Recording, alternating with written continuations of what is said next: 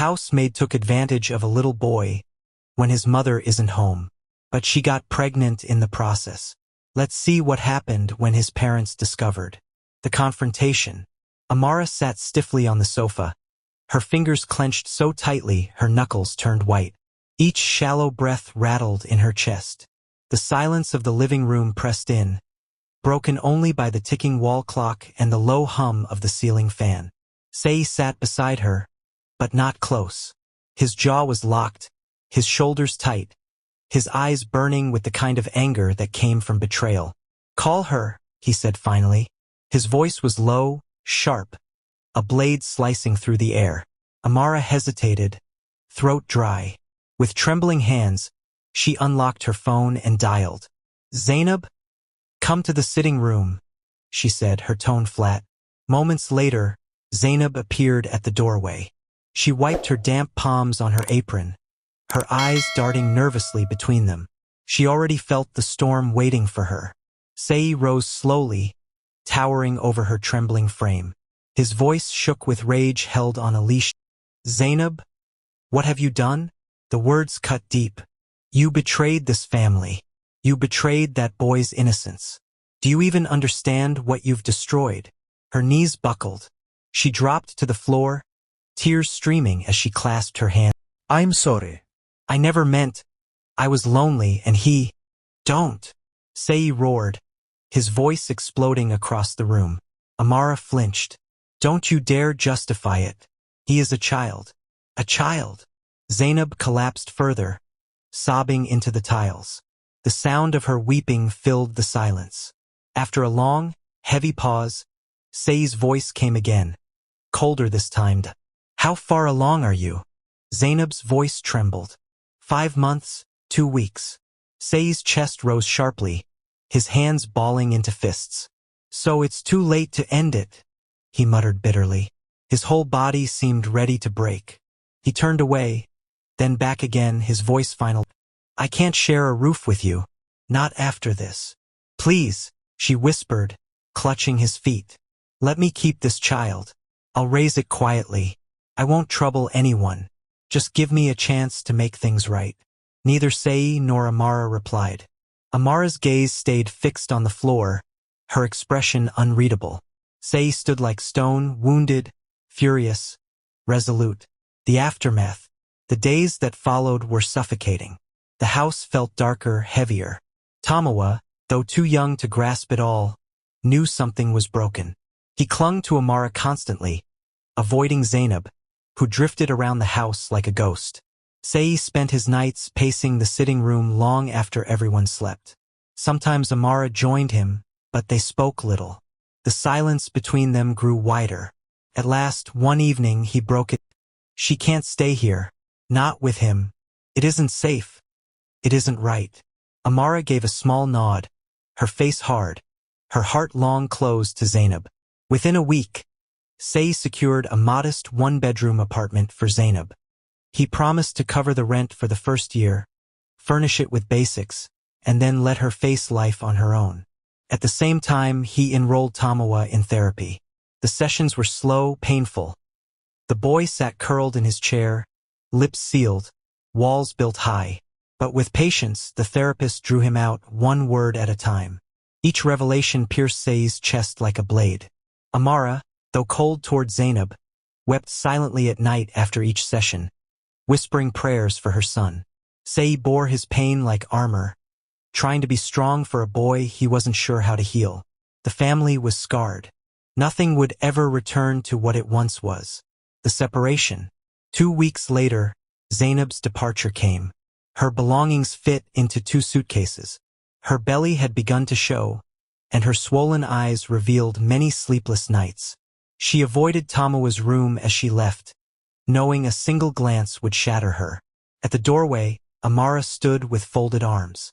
Her face was caught between pity and disdain, but she said nothing. Sei handed Zanab the keys to her new flat. His voice was stern, but it wavered at the edges. "This is your chance to rebuild. Don't waste it." Zanab's tears slipped freely. "Thank you for not throwing me away completely." And then she was gone. The new routine. Zanab settled quietly into her apartment. A single bedroom, a second-hand sofa, a gas cooker. It was small, but it was hers. She cooked, cleaned, and prepared for her child. Yet often she found herself by the window, staring into the empty street, aching for the sound of Tamawa's laughter. Back in Amara's house, life staggered forward. Sei and Amara visited Zanab occasionally, bringing food and baby things, but they never took Tamawa along. He noticed. "Why can't I see Auntie Zanab?" he asked one night, eyes wide with innocence. Amara froze. She forced a weak smile. "Because she has her own baby to care for now. It's better this way." Tamawa lowered his head. He didn't argue, but when he curled against her, the comfort he once found in her arms was no longer the same. The shocking meeting. One Saturday afternoon, Sei and Amara stopped by Zainab's apartment with food and baby clothes. The visit was meant to be brief, but when they stepped inside, they froze. Zanab wasn't alone. On the couch sat a man sipping malt casually. A man Amara knew too well. Her heart lurched. Her palms turned clammy. The air thickened around her. It was him, the man from the club, the one-night stand that had changed her life 6 years ago. The man who vanished the next morning and never answered her calls. Their eyes locked.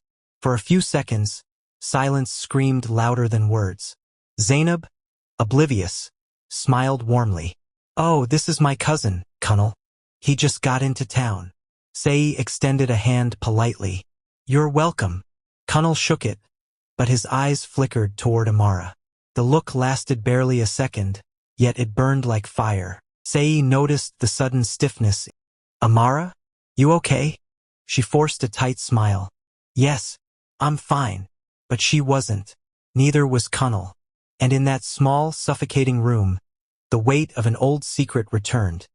One that refused to stay buried. After the visit, the drive home was cloaked in silence.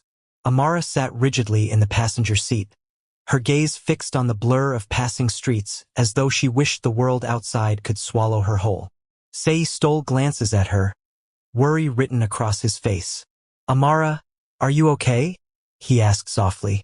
"I'm fine," she answered quickly, too quickly, but Sei wasn't convinced.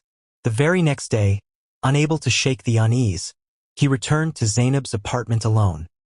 He sat across from her, steady eyes locked onto her face. "Zainab." His tone was calm but unyielding. "Yesterday, I noticed something. The way Amara and your cousin looked at each other, it wasn't ordinary. They froze, as if there's something between them. Tell me the truth. What's going on?" Zainab shifted uneasily, fingers knotting together. She wanted to protect Kunal, but the weight of Sei's stare pressed too heavily against her chest. Finally, she let out a long sigh. "Kunal told me," her voice trembled, "that he and Amara had a one-night stand, about 6 years ago. Around the same month you and Amara were together too." The air in the room seemed to vanish. Sei leaned back slowly, his chest tightening, vision swimming. 6 years ago, the same month Tamawa was conceived. Memories long buried began to resurface. Amara's hesitation when she first revealed the pregnancy. The uncertainty in her eyes whenever he asked if she was sure. His throat went dry. His heart pounded painfully against his ribs. Then, he whispered hoarsely, more to himself than to her, "Is Tamawa even my blood?" The secret to that night. Sei lay in bed wide awake, the ceiling fan above whirring in lazy circles that mocked his restless mind. He tossed, turned, sat up, lay down again. Nothing stilled the storm inside. Could it be true? Could Tamawa not be his son? The thought cut like a blade. His mind replayed the past in cruel fragments. The first time he cradled newborn Tamawa, fragile and warm in his arms. The countless sleepless nights pacing the floor, whispering lullabies. The sacrifices. Money saved, long hours worked, all for his boy. His boy. His laughter. His smile. His heartbeat. But the whisper of doubt was louder now. Is he truly yours? The next evening, the following day, Sei barely functioned at work. Documents blurred before his eyes. His phone startled him with every buzz. By evening, he had made up his mind. He drove to Amara's earlier than usual. She opened the door, surprised. "You're early. Everything okay?" "Yes." He lied with a smile that didn't reach his eyes. "I came to pick Tamawa. Just father and son time." Distracted by her reflection in the mirror, Amara adjusted her earrings. "That's good. He'll enjoy it. Don't stay out too late." Minutes later, Sei held Tamawa's small hand as they walked to the car. His grip was firm, his smile steady, but his palms sweated against the steering wheel. He drove past the park, past the ice cream shop, past every place Tamawa expected. "Daddy, aren't we going to the park?" the boy asked, blinking curiously. "Yes, champ." Sei forced a smile. "Soon. But first, we need to make a quick stop." The stop was a private hospital at the edge of town. Inside, Sei spoke quietly to the doctor. The man nodded, almost too knowingly. The swabs were taken, one from Sei, one from Tamawa. To the boy, it was just another checkup. On the way back, Sei bought him ice cream. Tamawa licked happily, legs swinging. "Daddy, when will we go to the park?" he asked again. Sei's throat tightened. He patted his son's head, forcing another smile. "Next time, champ. I promise." The results would take weeks. Sei hated waiting, but he had no choice. That night, he folded the hospital receipt into a brown envelope and buried it deep in his drawer like a forbidden secret. By day, he acted normal, laughing at Tamawa's jokes, nodding at Amara's chatter. By night, he lay awake, the same questions suffocating him. Did Amara lie to me? Did she know? Or was she just as uncertain as I am? Until the truth came in black and white, he wore his mask. Father, provider, visitor. No one suspected a thing. Secret nights in the midst of his turmoil, Sei found himself drawn to Zanab. At first, it was innocent, checking in on her, bringing groceries. But his visits became frequent. He stayed longer. He listened to her fears, her regrets, her dreams. He brought baby clothes, little things she never asked for. Zanab, once drowned in shame, began to feel human again. His kindness coaxed smiles she thought she had lost forever. Amara noticed his divided attention but dismissed it as guilt-driven charity. She had no idea that Sei had begun spending nights in Zanab's apartment, covering his absences with talk of late meetings and urgent work. The night happened one rainy evening. Thunder rumbling in the distance. Sei lingered. Zanab, heavy with pregnancy yet radiant, lay beside him. "I feel so lonely," she whispered, tears glistening. "Please, just hold me." "Zanab, no, it's not right. You're pregnant and—" But a single tear escaped her cheek. "I just want to feel wanted again. I don't want to be alone anymore." Something inside him broke. He reached for her, first in comfort, then in fire. One kiss became another. Hunger drowned guilt. They gave in to each other again and again until dawn. For the first time in months, Zanab whispered in the morning, "I feel alive again." Sei lay beside her, conflicted. Yet he couldn't deny it.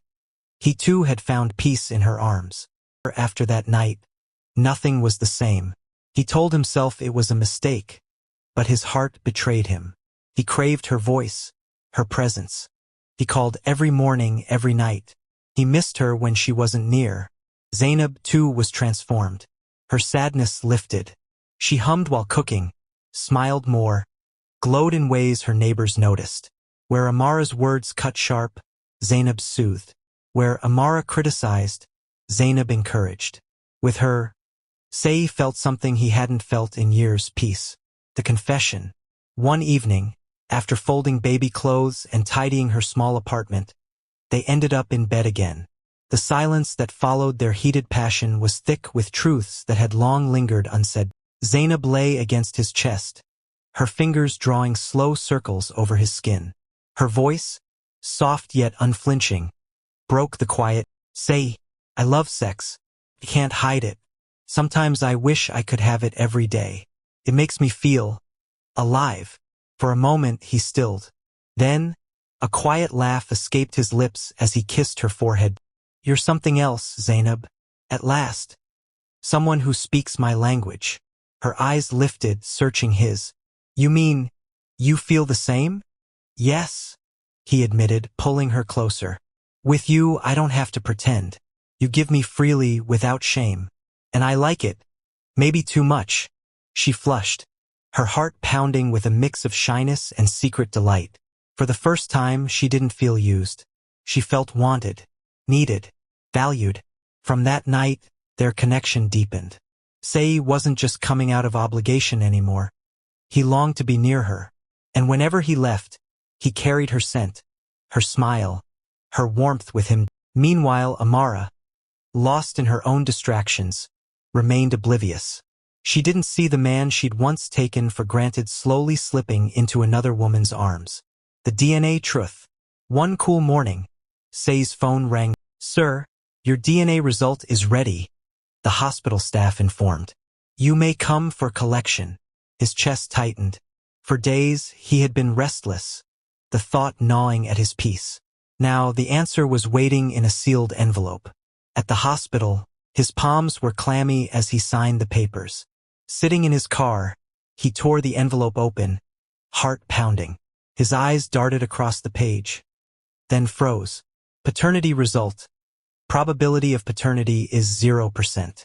Subject tested is not the biological father of the child. The paper shook in his hands. His chest constricted until he could hardly breathe. Hot tears blurred his sight, spilling freely. Alone in his car, he broke. Tamawa was not his son. The thought struck like a blade. Amara lied to me. She bound me with chains that were never mine. And the cruelest twist? The true father was none other than Zanab's cousin. The man Sei had only just met. The confrontation. For days, Sei carried the truth in silence. The envelope burned in his mind. Each time Tamawa called him Daddy, his heart twisted. Each time Amara smiled carelessly, unaware, rage bubbled within. She thought his mood was work-related stress. But it wasn't work, it was betrayal. One evening, he couldn't contain it anymore. He drove to her apartment, jaw clenched, hands gripping the steering wheel until his knuckles whitened. Amara returned from an outing, heels clicking, laughter still in her voice from a phone call. But when she entered, she froze. Sei was already seated in the living room, an envelope on the table, his eyes dark and hollow. Sei, what are you doing here? She asked, her voice uneasy. Silence. His gaze burned into her. She forced a shaky laugh. You're scaring me. What's going on? When he finally spoke, his voice was low, heavy with pain. Why did you lie to me, Amara? Her heart lurched. Lie? I don't understand. Why did you make me believe Tamawa was mine? Blood drained from her face. Her throat dried. Say, he is yours. Stop it. His roar cracked through the air as his fist slammed the envelope. She flinched. Don't you dare lie again. I did a DNA test. He is not my son. The words shattered her. Amara staggered, trembling. No, Sei. It's not what you think. He rose, his eyes red with fury. That boy I've loved, raised, sacrificed everything for, he belongs to that man. The one you slept with. Zanab's cousin. Her knees weakened. Tears rushed down her face. Sei, I swear I didn't plan it. I didn't even know who his father was at first. You were the one who stayed. You were the one who cared. I thought, maybe it wouldn't matter. It matters. His voice cracked, thick with rage. He shook the paper in his hand like a weapon. It matters because you stole my truth. You shackled me to a lie. Do you know what that does to me? To him. Amara collapsed, sobbing uncontrollably. Please, don't leave me. Don't take Tamawa away. I was scared. I didn't want to lose you. But he peeled her desperate hands off him, one by one. His chest heaved. His words cut like ice. Don't touch me, Amara. You destroyed everything. Then he stormed out, slamming the door behind him. The echo felt like the end of her world. At Zainab's apartment, Sei drove straight to Zainab's. He didn't knock properly, just pushed the door open. She emerged from the kitchen, her round belly leading the way. One look at his face and her eyes widened. Sei? What happened? You've been crying. He dropped heavily into a chair, gripping his head. His voice was raw. Amara lied to me. Tamawa, he's not mine. He belongs to your cousin. Zanab froze. What? No. Say. Please tell me you're not sure. I did a DNA test. His voice cracked. I confronted her tonight. She admitted it. Her hand flew to her mouth. She sank into a seat, shaking. My own cousin? God, how could this happen? The silence between them weighed heavy. Finally, she whispered, then he must face the truth. He can't run from it forever. But Sei looked shattered. I don't even know what to do anymore, Zanab. I love that boy. But now, it all feels like a lie. She reached for his trembling hands, her voice gentle. You've been his father in every way that matters. That doesn't vanish because of a paper. Amara's night of tears. Back at home, Amara wept until her chest hurt. The house felt suffocatingly empty. She clutched her pillow, crying into the silence. In the night, Tamawa stirred and padded into her room, rubbing his eyes. Mummy, why are you crying? She wiped her face quickly, forcing a smile. I'm not crying, baby. I'm fine. But her voice shook. The boy climbed onto her lap, resting against her. She rocked him, tears slipping silently once more. One mistake, one night, and now, every breath, every heartbeat of this child reminded her of a choice she could never erase. The meeting. The next morning, Sei's voice came through the phone. Flat, heavy, drained of life. Come to Zainab's place. We need to talk. Amara's stomach twisted. By the time she arrived, the air inside the apartment was so thick it felt like it could choke her. Sei sat stiffly, Zanab at his side, and across from them her cousin. Face pale, eyes lowered in shame. He cleared his throat, speaking with difficulty. Amara, Sei told me the truth. If Tamawa is mine, then I won't run from him. I'll take responsibility. But, he paused, his voice thinning, I have a wife, children. I can't be fully there for him. Still, I'll make sure he never lacks. Amara broke down, covering her face with both hands. Sei leaned forward, his words slow, measured, but edged with ice. I'll still be in Tamawa's life, but not as his father. When he's grown, we'll tell him together. Until then, what he needs most is stability. Her throat burned as she whispered, I understand. This mess is mine. The silence that followed wasn't resolution. It was a wound covered, not healed. Weeks later, time dragged like chains. Amara poured herself into Tamawa, but guilt clung to her like a second skin. Sei visited, but the warmth between them had long frozen. Zainab's cousin sent money faithfully, yet his absence was louder than his contribution. Meanwhile, Zainab's belly grew. One evening, after helping her ease into bed, Sei lingered, his eyes scanning her modest room. He sighed, You can't have the baby here. I found a bigger place. Move in. At least until after delivery. Zanab frowned. Sei, I don't want to be a burden. You're not. His tone was firm, his gaze soft. You need safety. I need to know you're okay. For the first time in a long time, Zainab's lips curved into a fragile smile. For once, she felt protected. The night of blood. Weeks later, the new apartment carried a different kind of silence. Meals shared, soft laughter. Conversations that stitched comfort into lonely nights. Slowly, Sei had become her anchor. Until that night, Sei stirred awake, sensing movement beside him. He turned and froze. Zainab's face was ashen, her trembling hands pulling back the blanket. Red spread across the sheets like wildfire. Her voice cracked with terror. Sei! He shot out of bed. God knows Zanab. In seconds he was lifting her, fumbling for the keys, carrying her down the stairs. She clutched her belly, sobbing, Please, don't let anything happen to my baby. Sei's jaw locked, his grip on the wheel white-knuckled as he sped through the night. You'll be fine. Just hold on. I won't let anything happen to you. But inside, he didn't know who he was more desperate to save. Zanab, the child, or himself from breaking completely. At the hospital, the emergency ward swallowed her whole. Sei paced like a man possessed, the sterile scent of disinfectant thick in his throat. Sweat drenched his back though the air was cold. His lips moved endlessly in prayer. God, please, please don't take them. Please save them. Minutes stretched into centuries. The shuffle of nurses, the beeping of machines, the muffled urgency behind doors. It all became a drumbeat of dread. Finally, the doctor emerged, grim-faced. The bleeding is severe. She isn't due yet, but we can't wait. We have to remove the baby now. Prepare yourself. Sei's voice caught in his throat. He could only nod, his body trembling like a leaf in the wind. Inside the theater, time lost all meaning. Then movement. Nurses pushed through the double doors, carrying a fragile bundle wrapped in white. Alive. Tiny fingers curled tight, tiny chest rising unevenly. The baby was fighting. Sei followed, heart racing, watching as they placed the infant in an incubator. But relief was short-lived. He turned. Where's Zanab? How is she? Please wait, sir.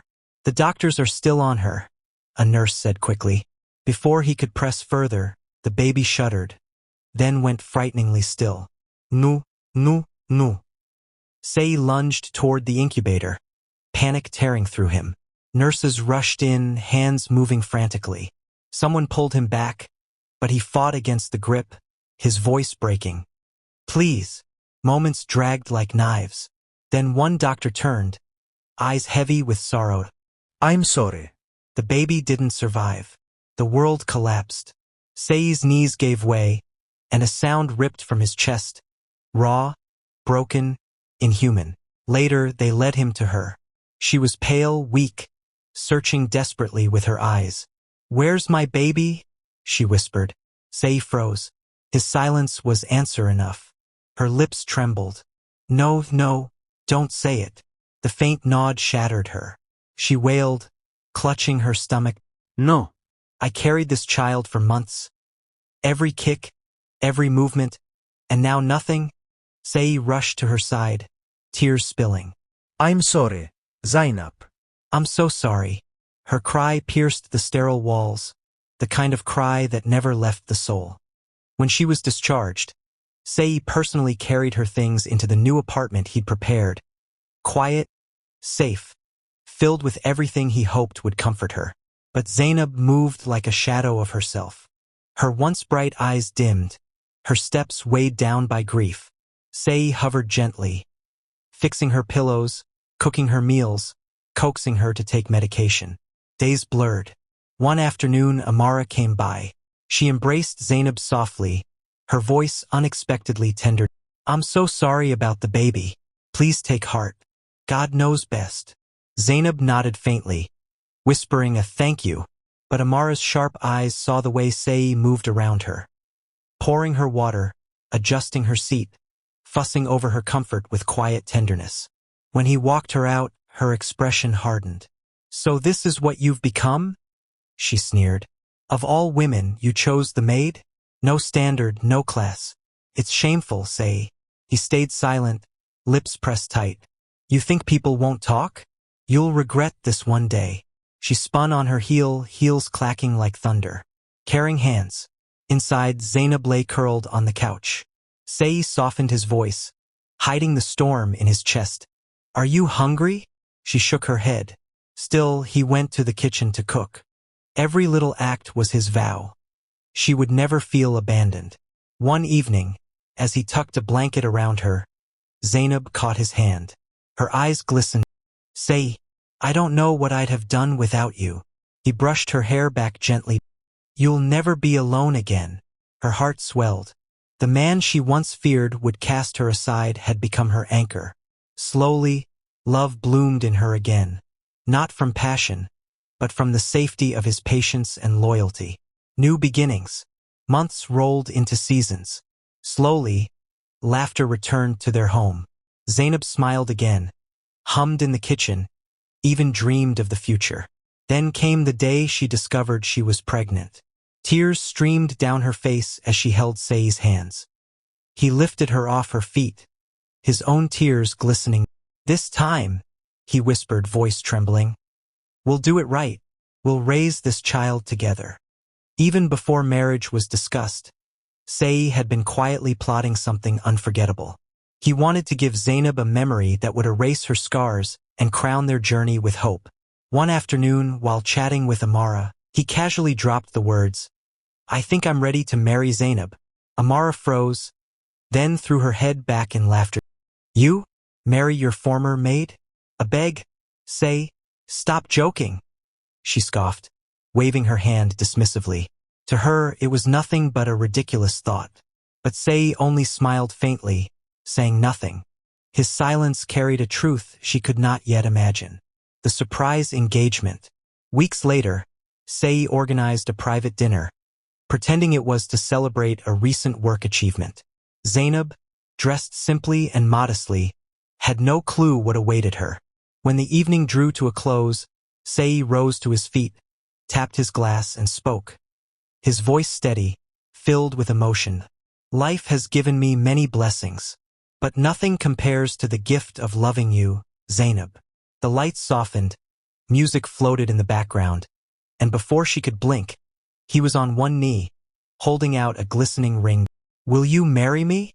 Gasps echoed through the room.